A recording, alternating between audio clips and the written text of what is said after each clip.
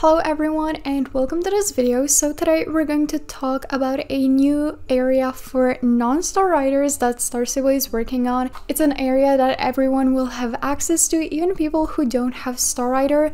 SSO did mention it quite a while ago in one of their game blogs, and yesterday they finally showed how it's going to look to us and where it's going to be located and all of that. So of course I wanted to talk about it. So as always, I hope you enjoyed this video, and if you do, make sure to subscribe, it really means a lot. And now let's get into it. As you know, yesterday we got an update related to Hollow Woods. We got a bunch of new activities and Star Stable posted, I'm honestly not even sure what to their story. They basically posted the map of Jorvik. In the story they wrote Hollow Woods, the places to be today, and I don't know, I usually screenshot Star Stable stories if I find them interesting, but I didn't even notice anything at first. I was just confused by all of these like location markers, and I'm still not sure what they mean because I wanted to go check it out, but then I didn't have the time.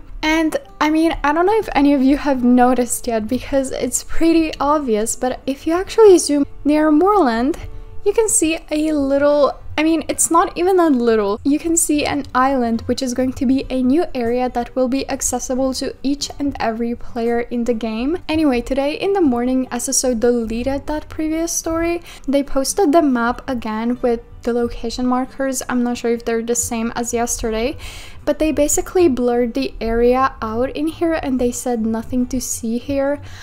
I'm honestly not sure if it was done intentionally yesterday, but if I had to guess, yes, it was probably to just get the players to speculate and get all excited, and honestly, they really achieved that. I've seen so many people talk about it.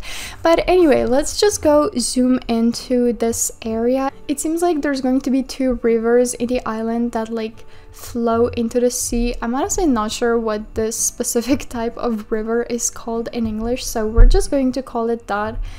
There doesn't seem to be any stable on there, though at the same time the map is zoomed out a lot, so there definitely could be something there. The area doesn't seem to be that big, but let me tell you, it is very large, because if you compare it to some other things, like how long it is, it stretches from like almost from the Wolf Hall Inn all the way to like the, what is it, the Forgotten Dews Farm, the Abandoned Dews Farm, I'm not even sure.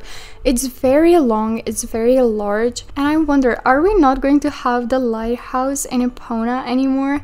I just cannot imagine how they're going to like push back that area, but I'm really excited. I remember them talking about it. I'm gonna try to find the blog because they did mention it, but where they mentioned it, well, that's a really good question, honestly. Oh yeah, they talked about it in their September blog in the part of the article that's titled Discover New Horizons.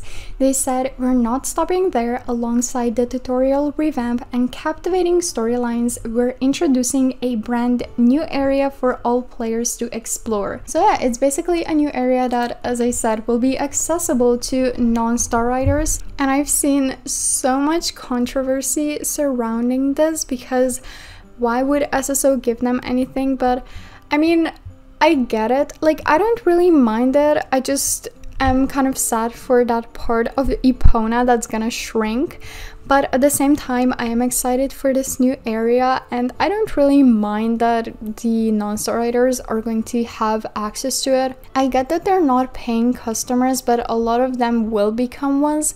If they don't have Star Rider right now, I would have to guess that their parents don't want to buy it yet, and the longer they play, the more potential they have to actually, you know, buy Star Coins, buy Star Rider. And I feel like the people that don't currently have Star Rider, like they don't have it yet, are much more profitable even than players like myself who hasn't bought anything in a long time, because especially if you buy Lifetime and are not a subscription based Star Rider, you actually aren't giving SSO that much money, especially if you just rely on your weekly allowance for Star Coins and never buy them.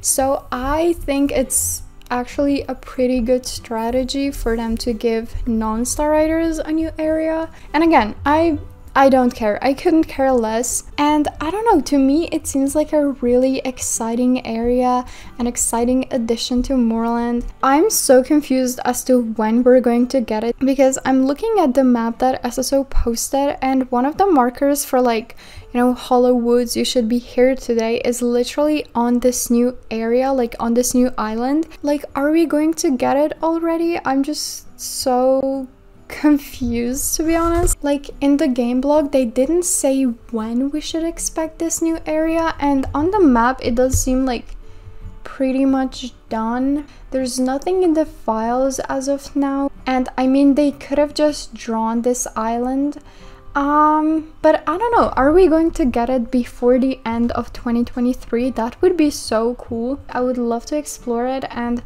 I said this in the video that I posted earlier today, but I feel like the direction that SSO has been going in this year is so good. They've improved so much. They started listening to the community, they started doing more quests, updating new areas, creating new areas, and just making the game feel much more enjoyable. I'm really liking Star Stable as it is right now. It is much different than how it used to be, but I don't think the word different necessarily has a negative connotation to it, because if you look at all the things we've gotten this year, I feel like it's so good. Like, they've stopped on the excessive horse production, and when we do get horses, they are really high quality. I mean, there were controversies with the Morgans and the Lipizaners earlier this year, but I mean, at least for the Lipizaners, I feel like they turned out pretty good. The Morgans, I haven't actually gotten any, at least not on my main, just because their heads are a little funny. They do remind me of like frogs or Sid from Ice Age, but aside from that, the horses that we've gotten are such high quality. They look so realistic, their coats are beautiful, their animations, gaits, and just the overall look of them is so good. And I feel like everything that they've put out now has been such high quality content.